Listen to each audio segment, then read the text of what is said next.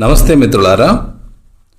సమకాలీన సామాజిక సమస్యలను పరిశీలిస్తూ సోషలిస్టు వాస్తవిక దిశలో తన రచనలను సంధించిన వాసిరెడ్డి సీతాదేవి మంచి కథకురాలు, తెలుగు నవల రచయిత్రులలో ప్రముఖురాలు. 1971లో సమత నవల, 1981లో ఉరితాడు నవల ఆంధ్రప్రదేశ్ సాహిత్య అకాడమీ పురస్కారం పొందాయి. 1982లో మరీచిక నవలకు అదే రాష్ట్ర ప్రభుత్వం నిషేధించింది. ఈ నిషేధాన్ని హైకోర్టు వెంటనే రద్దు చేసింది. తెలుగు నవల చరిత్రలో ఉన్నవ మాలపల్లి నవల తర్వాత నిషేధించబడిన నవల ఇదే. మట్టి మనిషి నవల నేషనల్ బుక్ ట్రస్ట్ ఇండియా ద్వారా 14 భాషలలోకి అనువదించబడింది. మట్టి మనిషి నవలను ఉస్మానియా యూనివర్సిటీ ఫైనల్ ఎంఏ విద్యార్థులకు, రాబందులు రామచిలుకలు నవలను కాకతీయ యూనివర్సిటీ డిగ్రీ విద్యార్థులకు పాఠ్య గ్రంథాలుగా నిర్ణయించారు. 1988లో మరో దెయ్యం కథకు తెలుగు యూనివర్సిటీ ఉత్తమ నవల అవార్డు లభించింది. ఆంధ్రప్రదేశ్ సాహిత్య అకాడమీ అవార్డును 5 సార్లు అందుకున్నారు వాసిరెడ్డి సీతాదేవి. అనేక సాహిత్య సంస్థలలో పాలక మండలి సభ్యులుగా, గౌరవ సంపాదకులుగా పనిచేశారు. అనేక పురస్కారాలు పొందారు. ఆంధ్రప్రదేశ్ ప్రభుత్వంలో వివిధ స్థాయిలలో ఉద్యోగం చేసి హైదరాబాదులోని జవహర్ బాలభవన్ డైరెక్టర్గా రిటైర్ అయ్యారు. వాసిరెడ్డి సీతాదేవి గుంటూరు జిల్లా చేబ్రోలు గ్రామంలో 1932లో డిసెంబర్ 15న జన్మించారు. 2007 ఏప్రిల్ 13న సికింద్రాబాద్లోని ఓ ప్రైవేటు ఆసుపత్రిలో అనారోగ్యంతో కన్నుమూశారు. ఈరోజు వారి జయంతి సందర్భంగా వాసిరెడ్డి సీతాదేవి గారు రాసిన ఒక కథని మీకు వినిపించబోతున్నాను.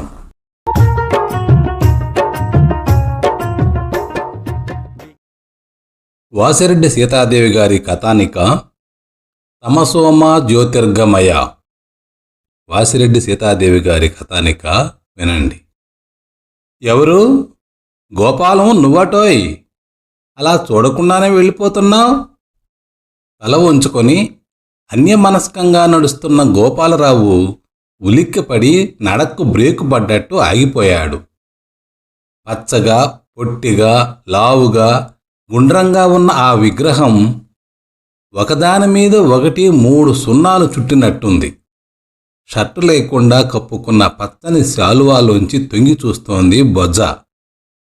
మోకాళ్ల వరకు దోవతి, చేతులకు సింహ తలాటాలు, తలాటం మీద కుంకుమ బొట్టు, చేతిలో పంచాంగం. ఆయన్ను చూస్తుంటే అంత విసుగులోనూ గోపాలానికి నవ్వాలనిపించింది. ఏమిటోయ్ అలా కొత్తవాణ్ణి చూస్తున్నట్టు చూస్తున్నావు? నాన్నగారు కులాసాగా ఉన్నారా? అబ్బే ఏమి లేదండి, ఏదో పరధ్యానంగా ఉన్నానంతే. నాన్నగారు మిమ్మల్ని అప్పుడప్పుడు తలుస్తూనే ఉంటారు. నాకు నాన్నగారిని చూడాలని ఉందోయ్. ఈ మధ్య బొత్తిగా తీరి చావడం లేదు. ఎందుకు తీరుతుంది? నాన్నగారు రిటైర్ అయ్యాక ఇంటి పరిస్థితులు మీకు తెలియకపోతేగా, మనసులోనే అనుకున్నాడు గోపాలం. వెంకట సుబ్బావధానులు మంచి సిద్ధాంతిగా ఆఫీసర్ల ఇళ్లలోనైతేనేమి, మంత్రుల ఇళ్లలోనైతేనేం ఏ శుభకార్యం జరిగినా అవధానులకు పిలుపు వస్తుంది. జాతకాలు వ్రాయడంలో ఆయనకు ఆయనే సాటి అనిపించుకున్నాడు. మొత్తం మీద మంచి రాబడితో పాటు 10 మందిలో పలుబడి కూడా సంపాదించుకున్నాడు. పిల్లలందరినీ మంచి చదువులు చదివించి ఉద్యోగాల్లో పెట్టాడు. నాన్నగారి ఆరోగ్యం ఎలా ఉంది? నీ చదువు పూర్తయిందా? తెచ్చిపెట్టుకున్నట్లుంది ఆ స్వరంలో ఆప్యాయత. నాన్నగారికి ఒంట్లో అంత బాగా ఉండడం లేదు. నేను BA పూర్తి చేశాను. ఫస్ట్ క్లాస్లో పాస్ అయ్యాను. 6 నెలలుగా ఎన్ని ప్రయత్నాలు చేసినా నాకు ఉద్యోగం దొరకడం లేదు. నాన్నగారికి ఇదో దిగులుగా అన్నాడు గోపాలం. దిగులు పడి చేసేదేముంది?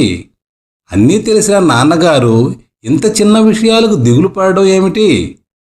వేదాంతిలా ముఖం పెట్టాడు సిద్ధాంతి. గోపాలానికి ఒళ్ళు మండింది. ఈ ఊరు వచ్చిన కొత్తలో మీరు గడిపిన జీవితాన్ని ఒకసారి గుర్తు చేసుకోండి అనాలనిపించింది గోపాలానికి.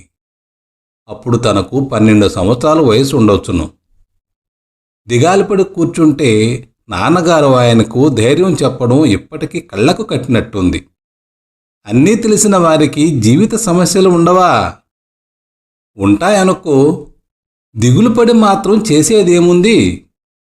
ప్రాప్తవ్యమర్థం లభ్యతే మనుష్యః దేవోపితం లంఘయితుం నశక్తి అన్నాడు అవధానులు అరమోడ్పు కన్నులతో కుడి చేతిని గాలిలోకి విసురుతూ.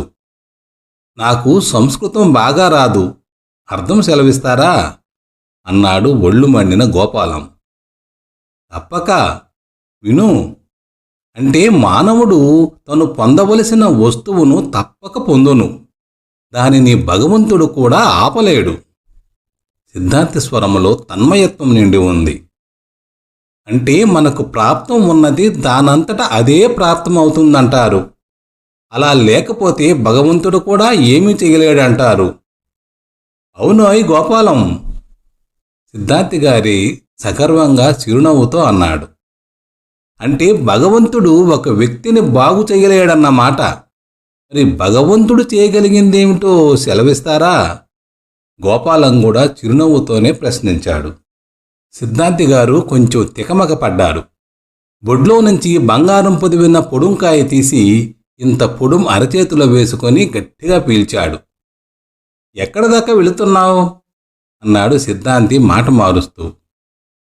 అనాది నుంచి అనంతంలోకి అన్నాడు గోపాలం సిద్ధాంతి వైపు చూస్తూ. గోపాలం మాటల్లోని వ్యంగ్యాన్ని గుర్తించని సిద్ధాంతి పక్కున నవ్వాడు. భలే మాట్లాడతావోయ్ గోపాలం, ఇన్ని మాటలు ఎక్కడ నేర్చావు? అరచేతిలో మిగిలిపోయిన ముక్కు పొడు గట్టిగా ఎక్కించాడు. చేతులు ముక్కు శాలువాతో తుడుచుకున్నాడు. తమరు ఎక్కడి నుంచి ఎక్కడి దాకా? నేనా? కలెక్టర్ గారింటి నుంచి వస్తున్నాను. 4 ఆడపిల్లల తర్వాత ఓ వంశోద్ధారకుడు జన్మించాడోయ్. ఆ కుర్రాడి జాతకం రాసి వస్తున్నాను. బ్రహ్మాండమైన అదృష్ట జాతకుడులే. జాతకం అంటే అలా ఉండాలి. 90 సంవత్సరాలు జీవిస్తాడు. మహారాజ వైభవం అనుభవిస్తాడు. పద, నడుస్తూ మాట్లాడుకుందాం అన్నాడు సిద్ధాంతి. ఎక్కడికనే అడగకుండానే గోపాలం అవధానులను అనుసరించాడు. గోపాలానికి ఇవాళ అవధానుల్ని ఓ పట్టాన వదిలిపెట్టాలనిపించలేదు. తనకు వేరే పని లేదు.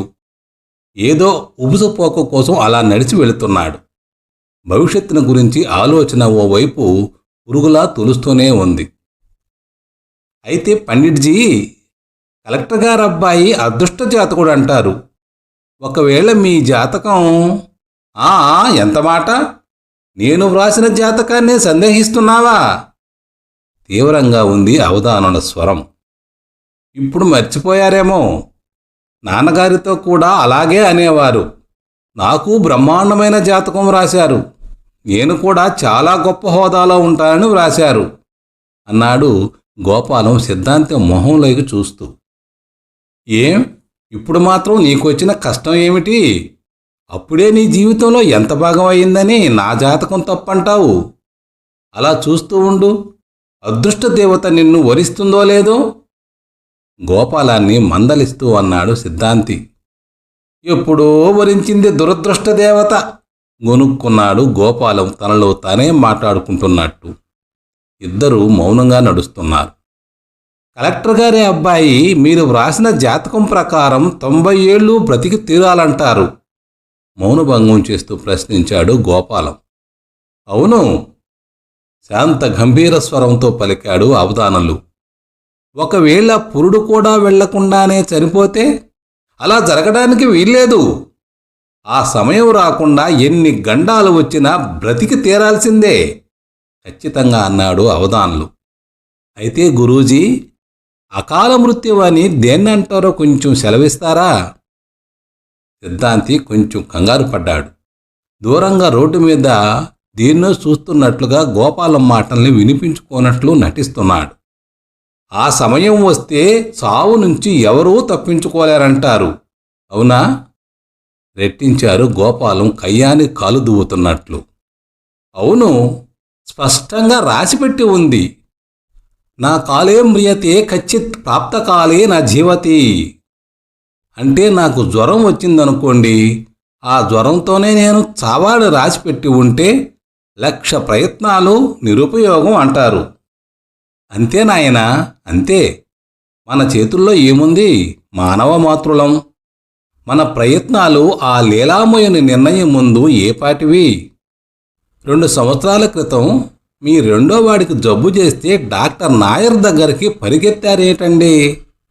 డాక్టర్ కాళ్ళ మీద పడి మీ బిడ్డ ప్రాణాలను కాపాడమని ఏడ్చారట. అన్నీ తెలిసిన మీరే మానవ మాతృణ్ణి బిడ్డ ప్రాణాలు కాపాడమని వేడుకోవడం ఏమిటి? అవధాన్లో పని కుడితిలో పడ్డ ఎలుక చందమైంది. ఉద్యోగినం పురుషసింహ ముపైతి లక్ష్మి. మన ప్రయత్నం మనం చెయ్యాలి నాయనా. గోపాలం పక్కున నవ్వాడు. సిద్ధాంతి నడుస్తూ నడుస్తూ టక్కున ఆగిపోయాడు. నడవండి సిద్ధాంతి గారు, నడుస్తూనే మాట్లాడుకోవచ్చు చిరునవ్వుతో అన్నాడు గోపాలం. ఈ కుర్రకుంకలతో వాగ్విభేదం పెట్టుకోవడం అంత బుద్ధి తక్కువ పని మరొకటి లేదు. ఈ కాలం కుర్రాళ్ళు రామరామ, బొత్తిగా పాపభీతి లేకుండా పోతుంది. ఏం చదువులో ఏమిటో, నానాటికి నాస్తికుల సంఖ్య పెరిగిపోతుంది. ఏమిటండి గురువుగారు ఆలోచిస్తున్నారు? అదిగో ఆ పిల్ల సంకలో ఉన్న మేకపిల్ల ఎంత అందంగా ఉందో చూడండి. అవునవును అనేశాడు సిద్ధాంతి గోపాలం ధోరణి అర్థంగాక. ఆ మేకపిల్లకు మరో 6 నెలలకు చావు వ్రాసిపెట్టే ఉందనుకోండి. ఈ మధ్యకాలంలో ఎవరూ దాన్ని చంపలేరంటారు. శివుడాజ్ఞ లేనిది చీమైనా కుట్టదు నాయనా. అలాగే అయితే దాన్ని ఇప్పుడే కొని మీ కళ్ళ ముందే చంపేస్తాను. దానికేమంటారు? గోపాలం సిద్ధాంతి మొహంలోకి దీక్షగా చూశాడు. ఈ దెబ్బతో సిద్ధాంతికి నాలుక పిడచకట్టుకుపోయింది. సిద్ధాంతి మొహంలో గాంభీర్యంతో మిళితమైన చిరునవ్వు వెలిసింది. దాతృషి జాయతే బుద్ధి యాదృశీ భవితవ్యతాహ అన్నాడు సిద్ధాంతి ముక్కు తుడుచుకున్న చేతిని శాలువాకు తుడుచుకుంటూ. ఎలా వ్రాసిపెట్టి ఉంటే అలాగే మన బుద్ధి మన చేతి చేయిస్తుందంటారు. కరెక్ట్ సిద్ధాంతి ఉత్సాహంగా అన్నాడు. అంటే బుద్ధి స్వతంత్రంగా పనిచేయదన్నమాట. మానవుడు చేసే పనులకు అతడు బాధ్యుడు కాదన్నమాట. అంటే మనిషి చేసే పాపపుణ్యాలకు సంజాయిషి అతను చెప్పుకోవనక్కర్లేదు. ఇది చెయ్యి, ఇది చెయ్యకు అనే నీతి బోధలు, ధర్మశాస్త్రాలు, న్యాయశాస్త్రాలు అన్నీ నిరర్ధకాలేనన్నమాట. సిద్ధాంతి దిక్కులు చూస్తూ నడుస్తున్నాడు. కొంచెం నడక వేగం పెంచాడు. గోపాలం కూడా వేగంగా నడుస్తున్నాడు.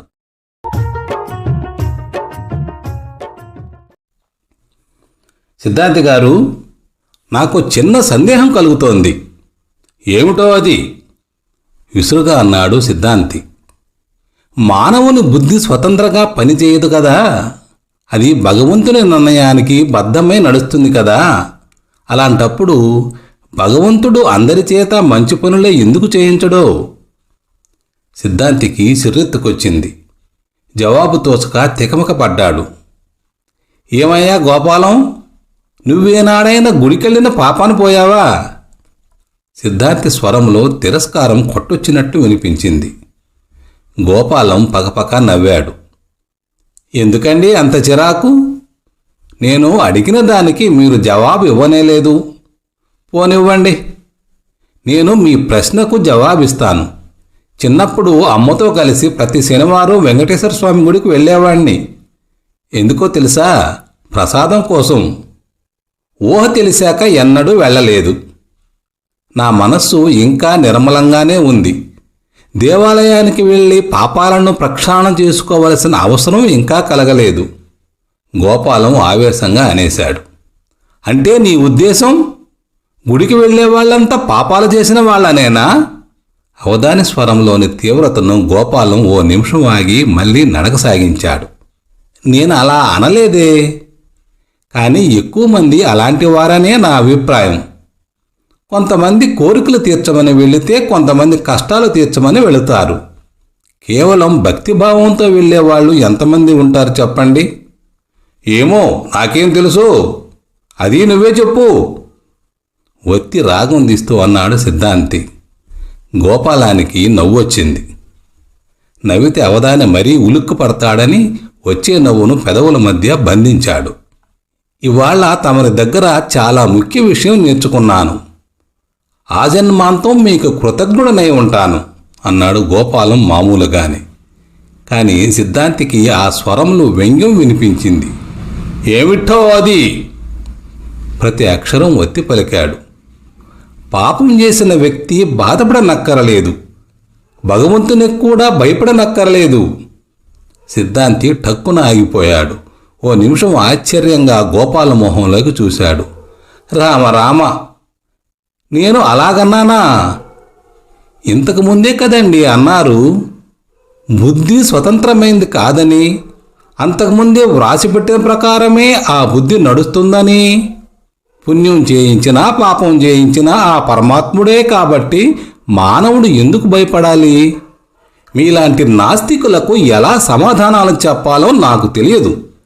మేము మా గురువులు చెప్పిన దాన్ని నమ్మాం, అంతేగాని మీలా కొంటి ప్రశ్నలు వెయ్యలేదు అన్నాడు అవధాన్లు అంతకంటే ఏమనాలో తోచక. అరే, మాటల్లో చాలా దూరం నడిచాం. అలా పబ్లిక్ గార్డెన్లోకి వెళ్ళి కాసేపు కూర్చుందాం రండి, పదండి అన్నాడు గోపాలం. మనసు బాగా లేని తనకు మంచి కాలక్షేపమే దొరికింది. ఎందుకు నాయనా, నీ ప్రశ్నలతో నా ప్రాణాలు తోడేయడానికా? అవధాన్ల జవాబుకి గోపాలం ముసిముసిగా నవ్వుకున్నాడు. ఇంతలో ఏదో శవం ఎదురయ్యింది. శవవాహకులు హరే రామ అంటున్నారు. కొందరి మొహాల్లో విషాదం అలుముకొని ఉంది. చనిపోయిన వాని కొడుకు నిప్పుకుండ పట్టుకొని తల ఉంచుకొని నడుస్తున్నాడు. అట్లా ఎదురెళ్తావే, కొంచెం తప్పుకో అంటూ అవధానులు గోపాలం రెక్క పట్టుకొని పక్కకు లాగాడు. అవధానులు పేవ్మెంటి మీద ఓరగా నిల్చొని కళ్ళు మూసుకుని భగవంతుని ధ్యానించాడు. భగవాన్, ఈ మృతుని ఆత్మకు శాంతి కలుగునట్లు చెయ్యి. గోపాలం అవధాన్లనే చూస్తూ నిల్చున్నాడు. చావు బతుకుల గురించి ఎన్నో ప్రశ్నలు తలెత్తాయి. బ్రతుకులో ఉంది, చావులో లేనిది ఏమిటి? అంతవరకు ప్రవహించే అంతర్వాహిని ఒక్కసారిగా ఎలా ఎండిపోతుంది? ఆ చైతన్య స్రవంతి అకస్మాత్తుగా ఎలా గడ్డకట్టుకుపోతుంది? బ్రతుకులో ఉన్న సమస్యలు, బాధలు చావులో ఉండవు. కానీ మానవుడు చావంటే ఎందుకు భయపడతాడు? బహుశా తను లేని ఈ ప్రపంచాన్ని ఊహించుకొని సహించలేకపోతున్నాడా? ఇవాళ ముక్కోటి ఏకాదశి, ఎంత పుణ్యం చేసుకుంటే ఇవాళ సావు లభిస్తుంది? తన్మయత్వంతో అన్నాడు అవధాన్లు. అదేంటండోయ్, ఆ చావు మీకే లభించినంత ఆనందపడిపోతున్నారు అనేసి గబుక్కున నాలుగు ఖర్చుకున్నాడు గోపాలం. అవధాన్లు చొరచొరా చూశాడు గోపాల మొహంలోకి. గోపాలం తన చూపుల్ని మరోవైపుకు తిప్పుకున్నాడు. సిద్ధాంతి కోపాన్ని గమనించినట్లే అన్నాడు. అయితే గురువుగారు, ఇవాళ చనిపోయిన వాళ్ళ ఆత్మ తిన్నగా వైకుంఠానికే వెళుతుందంటారు, అవునా? ఆ ప్రశ్న మళ్ళీ సిద్ధాంతిని తన్మయంలోకి నెట్టేసింది. అవునయ్యా గోపాలం, ఇవాల్టి రోజు వైకుంఠ ద్వారాలన్నీ బార్లా తెరిచి ఉంటాయి. తిన్నగా ఆ శేషతల్పసాయి పాదపద్మాల దగ్గరికే వెళ్ళిపోవచ్చును. అరమోట్పు కన్నులతో సాక్షాత్తు తనే వెళ్ళి ఆ శేషసాయి తల్పసాయి పాదాల దగ్గర నిల్చున్నట్లు ఆనంద పారవశ్యంతో అన్నాడు.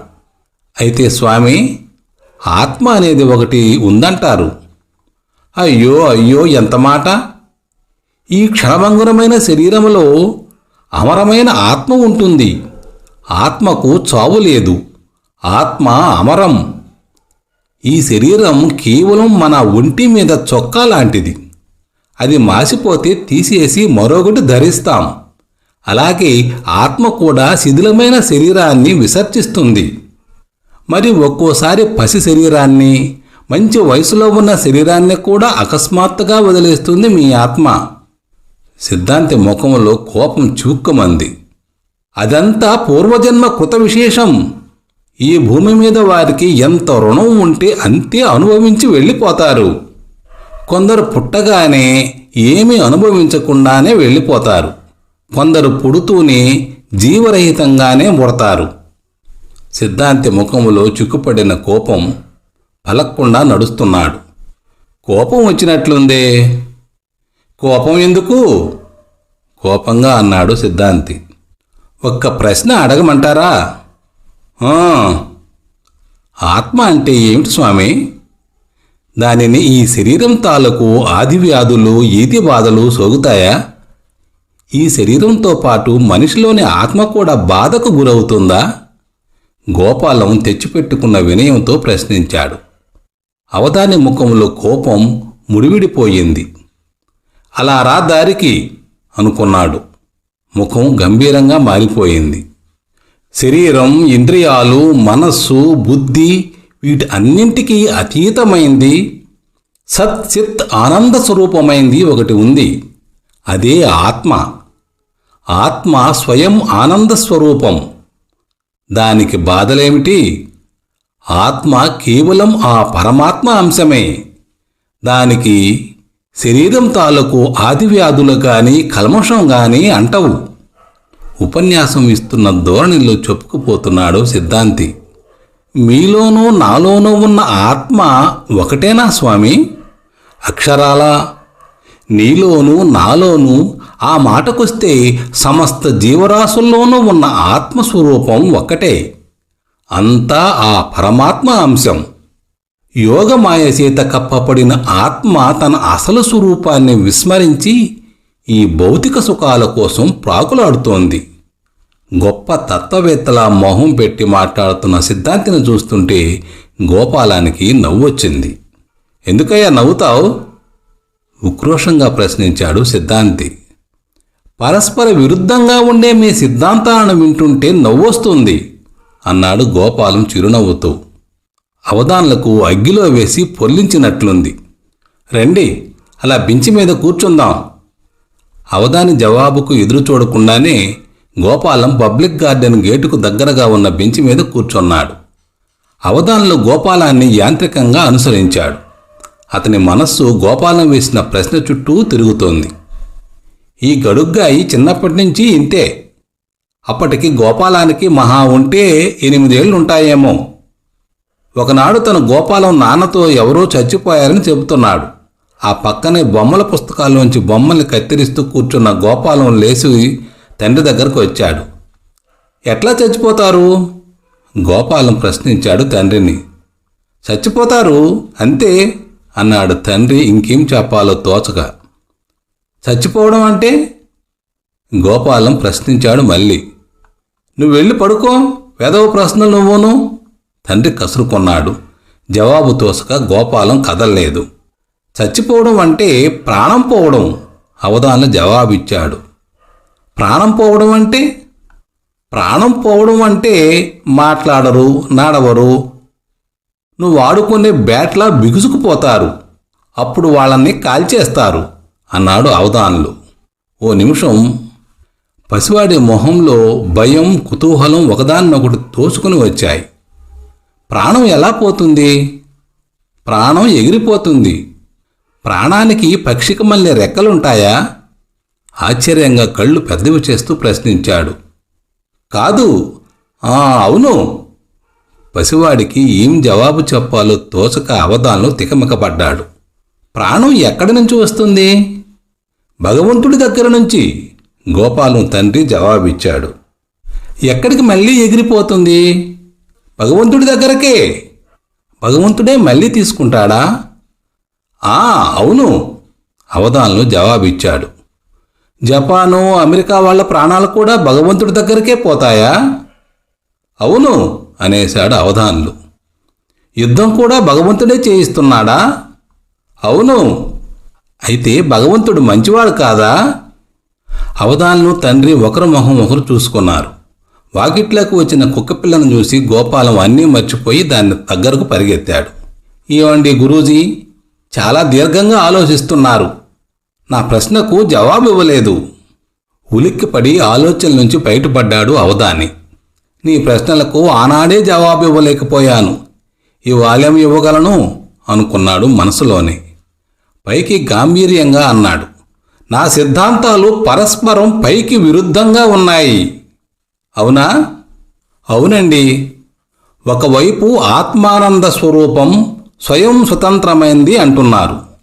దానికి శరీరం తాలూకు ఈతి బాధలు కల్మషం అంటవంటున్నారు. మరోవైపు యోగమాయ చేత కప్పబడిన ఆత్మ ఐహిక సుఖాల కోసం ఆరాటపడుతుంది అంటున్నారు. స్వయం స్వతంత్రము సాక్షాత్తు పరమాత్మ అంశము అయిన యోగమాయ కప్పివేయడం ఏమిటి స్వామి? ఇందాక శవం ఎదురైనప్పుడు మృతుని ఆత్మకు శాంతి కలుగుగాక అన్నారు. తచ్చిత్ ఆనంద స్వరూపమైన ఆత్మకు శాంతి కలగడం ఏమిటి స్వామి? ముక్కోటి ఏకాదశి రోజు చనిపోయిన వాడి ఆత్మ తిన్నగా వైకుంఠం చేరుతుందన్నారు. అసలు ఆ ఆత్మే పరమాత్మ అంశం అయినప్పుడు అక్కడికి చేరుకోక మరెక్కడికి చేరుకుంటుంది? పైగా చావు బ్రతుకులనేవి ఈ భౌతిక కాయానికి సంబంధించినవి కాదా? మరి గోపాలము అవధారణ మొహం చూసి టక్కున ఆగిపోయాడు. అవధారణ నుదుటి మీద ముత్యాల స్వేద బిందువులు దొర్లుతున్నాయి. కోపంతో ఆ పచ్చని మొహం రాగి వర్ణాన్ని పులుముకుంది. చిటికలో మిగిలిపోయిన ముక్కు పొడువును గట్టిగా పీల్చాడు. అది నసాళానికి అంటి ఉక్కిరి బిక్కిరి అయ్యాడు. గోపాలానికి అవధారణ మీద జాలి వేసింది. పెద్దవాడు, అతని నమ్మకాలు అతనివి, తనకెందుకులే. కానీ ఇలాంటి వాళ్ళు వాళ్ళ నమ్మకాలను ఇతరుల నెత్తిన రుద్దడానికి ప్రయత్నిస్తారు. అందుకే తనకు ఒళ్ళు మంట. ఒకసారి ఇంటికి రండి, నాన్నగారు ఒకటే కలవరిస్తున్నారు అన్నాడు గోపాలం మాట మారుస్తూ. అలాగే లేవోయ్ తేరుకుంటూ అన్నాడు అవధానులు.